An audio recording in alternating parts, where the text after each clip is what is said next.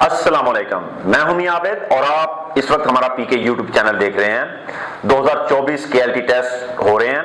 हमारे स्टूडेंट ने माशाल्लाह बहुत अच्छे नंबर लिए हैं और मैं चाहूंगा कि ये खुद अपना इंट्रोडक्शन करवाए और जो इसका एक्सपीरियंस रहा है उसके बारे में आपको इंफॉर्मेशन दे। जी अस्सलाम वालेकुम, मेरा नाम मोहम्मद एजाज अहमद खान स्वाति है। इस्लामाबाद से ताल्लुक़ है।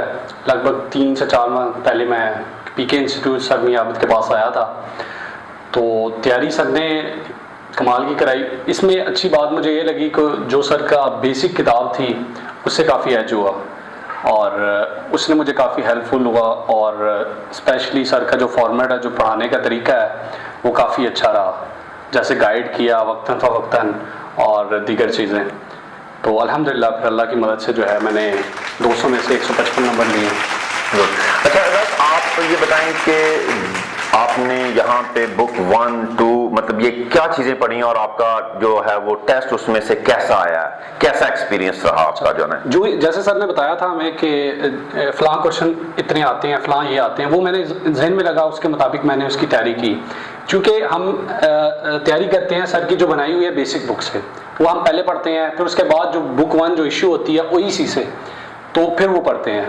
चूंकि जब हम बेसिक पढ़ चुके थे तो बुक 1 की बहुत सी ऐसी ग्रामेटिकल चीज़ें और जो बेसिक की जो बुक 1 की जो चीज़ें थी वो पहले पढ़ चुके थे, तो वो जब बुक 1 पे गए हैं तो काफ़ी मुझे वो मदद मिली है इससे, तो यही रहा। अच्छा, आप ये बता रहे थे कि मतलब जो चीज़ें हमने यहाँ पे पढ़ी, जो तस्वीरें वगैरह हमने जो यहाँ पे जो तस्वीरों वगैरह की जो वोकैबुलरी की, तो ऑफ द रिकॉर्ड आपने बताया कि वो तस्वीरें तो वहाँ पे नहीं आई हैं, तो फिर इतने नंबर कैसे आए आपके? ना सर, जैसे आपने कहा था ना कि आती हैं लेकिन कम आती हैं, कुछ कम आ जाती हैं, कुछ ज़्यादा आती हैं। इसमें ये चीज़ थी ना कि आपने सारी चीज़ों को मुझे करवाया था, फिलिंग द ब्लैंक्स भी आपने करवाई, बाकी दीगर चीज़ें भी करवाई, तो एज मुझे ये हासिल हुआ क्योंकि मैंने सारे फॉर्मेट को टच किया हुआ था आपके मुताबिक जो आपने बताया हुआ था, तो वो चीज़ें आई जिसमें मुझे फिलिंग द ब्लैंक्स आई, 5 से 6 क्वेश्चन उसके आए, तो वो मैंने पढ़े हुए थे, वो मैंने हल किए। फिर जो 3 एक पिक्चर्स आई वो मैंने हल किया, और कुछ डेट की ऐसी चीज़ें थी कि उसमें ये था कि फॉर्मेट तो वो नहीं, फॉर्मेट तो वही था लेकिन वोकैबुलरी भी वही थी। असल चीज ये थी वो नए एक अलग अंदाज में उन्होंने प्रेजेंट की हुई थी चीज को, तो वो ये हुई थी वोकैबुलरी चूंकि वही थी तो वो थोड़ा सा ज़हन लगाने की जरूरत थी। तो वो मैंने आप ये भी बता रहे थे ना कि उसमें तस्वीरें चेंज थी, जो कि वोकैबुलरी चीजें वही, वोकैबुलरी वही है, वहां पे तस्वीरें या कुछ इस तरह का जो पैटर्न है वो थोड़ा सा मतलब उसको जो ना वो चेंज जो ना वो कर लेते हैं। अच्छा, हमने यहाँ पे एक तो बुक 1 जो ना वो पढ़ी, इसके अलावा हमने तकरीबन 1300-1400 सवाल पढ़ा था, लेकिन अभी तो हमने बुक 2 नहीं पढ़ी थी। जी ऐसा ही है सर। चूंकि जैसे हम बेसिक बुक पढ़ लेते हैं या बुक 1 पढ़ लेते हैं, आपकी जो बेसिक बनाई हुई है बुक 1 जो है, उसके बाद जो है सबसे बड़ा चैलेंज ये आता है कि वो जो सवाल हैं वो हल करने हैं। तो बुक 2 चूंकि मैंने नहीं पढ़ी थी, मैंने फोकस भी उस पर नहीं किया। मैं जो आप सवाल पढ़ा रहे थे जो कि ऑलरेडी पहले आ चुके हैं, तो उससे ही मुझे हेल्प मिली, उनमें से ही चीजें आई और वोकैबुलरी वो थी, तो मुझे उस एज हुआ सर। ठीक है।